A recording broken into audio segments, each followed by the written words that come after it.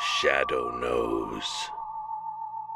That's right, Shadow knows action figures, Shadow knows toys, and I have this right here before you. Take a good gander, good look. The X-Men. The X-Men action figure. The X-Men Build-A-Figures. That's right, the Apocalypse Build-A-Figures. Still boxed up. And guess where I got it from? KB Toys. Where are you gonna find all the hottest toys? On the planet Mars? No! On a mountaintop? Hot we got at KB Toys. That's right, KB Toys. You go back in the days, you talk about KB Toys, you talking about when you could get action figures on clearance for under $10.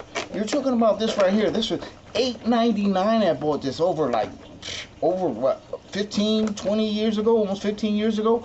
And these are the Build-A-Figures. Build-A-Figures now cost you like about $25 to $30. Huh, I got these on clearance. And I got yes right, I got the special edition Bishop with the ball head one, yeah. And I got X-23, yeah. This is the one, the Apocalypse one. So I just have to say that when you're looking for the classics, when you're looking for the old school stuff, when you're looking for the new stuff, you got to just kind of look at what you like, what you desire, what you are feeling. And for me, it was this. The X-Men have many versions of many action figures. Probably the one that was made the most from the Marvel line of action figures for the X-Men was Wolverine. I think I probably have like about 20 plus versions of Wolverine, done from the 80s and done from the 90s and to current, and I've got the direct editions and everything else like that. Toy Biz. It's showtime. Toy Biz was the biz. They used to make pretty cool action figures, multi-articulated. Now these I won't take out the box. I do have some that are out the box and stuff, and I used to love to build the figures, but when these came out, everyone was collecting these, and everyone was trying to build that figure. And then they would sell those built figures for a tremendous amount of money. You're talking about over a decade ago when, wow, you would purchase, if you wanted this Apocalypse version, you would spend like over $100 $150 for just that Build-A-Figure.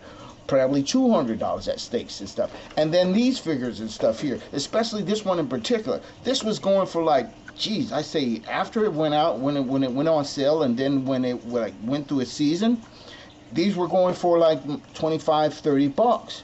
So you would literally spend like $150 to collect all the 6 or 8 action figures. You would spend $200 to collect all the action figures. Or you can just go to the stores or the comic book shops or the collector stores, and you can purchase the pieces all put together and have that Build-A-Figure, but you would spend $150. So why spend $150 when you can collect all of them? And yeah, it has the comic book in it as well.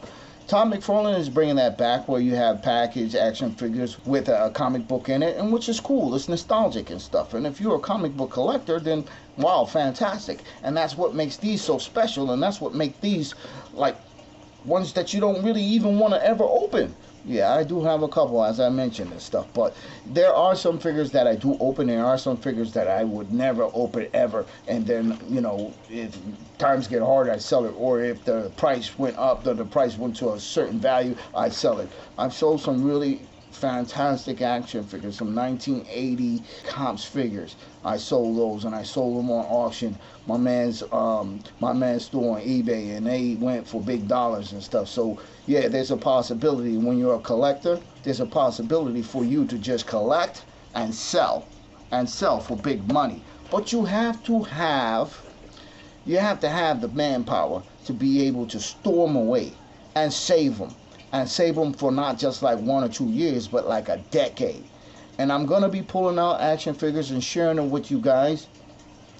Figures that I've kept for over 10 years, 20 years, and some even 30 years.